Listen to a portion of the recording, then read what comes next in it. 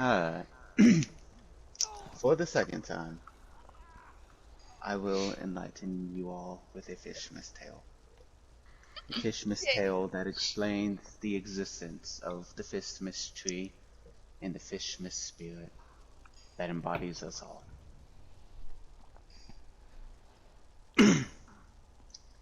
Hopefully I do not wake my wife up with my excellent voice acting. 'Twas the night before Fishmas, and all through the land, no one would fuck me, not even my hand. I felt so alone, for no one was there, nobody to notice, nobody to care. When outside my window there arose such a splash, from down by the river, and out my door I would dash. As I reached the water's edge, I noticed real quick I'd forgotten to get dressed, the moonlight exposing my dick. But my shame was short-lived, for up in the air was a magical fish just hovering there. The fish opened its mouth as it started to speak. It spoke like a Scotsman. "I know what you're sick!" I stood for a moment in complete disbelief, shivering and shaking, the cold numbing my feet. I thought to myself, is this real? Is it not? When the fish yelled at me, "Get it together, you bumper!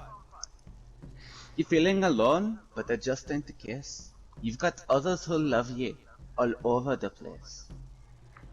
Saying no more, the fish disappeared.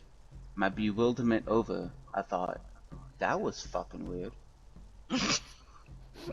My giblets now frozen, I headed back home and climbed into my bed, once again all alone. But my slumber was interrupted by a splash on my face.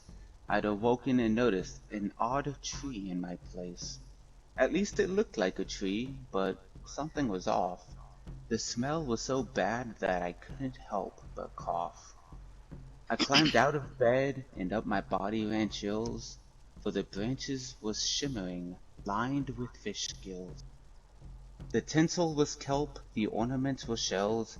I questioned out loud, what in the hell? When out the corner of my eye I saw a splash yet again. My fireplace had been doused by the fish floating within. Still fully naked, I balled up my fist. I'd had enough of this shit. I truly was pissed. The fish laughed and chuckled, feeling no ounce of guilt. "What's with the dress?" I asked. It snapped angrily. "It's not a dress, it's a kilt."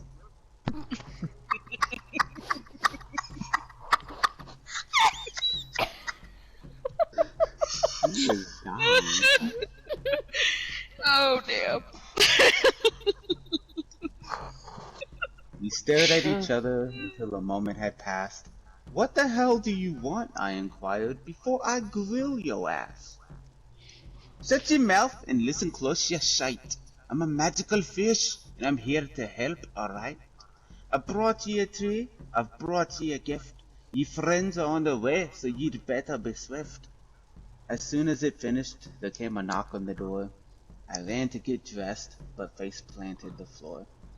My ass now in the air, surely an act of cruel fate.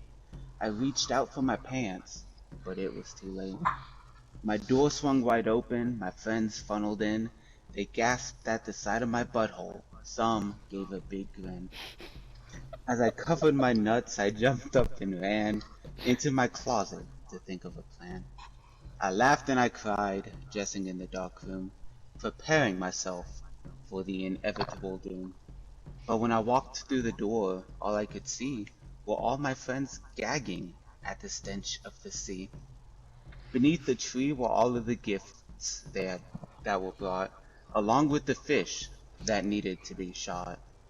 The fish flew up the tree and with a deafening roar said, "Merry Fishmas, ye lot, and forevermore." And that is it. Yay! That was beautiful.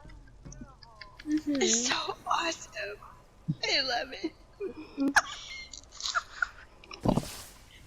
I know, I have the best Scottish accent you've ever heard.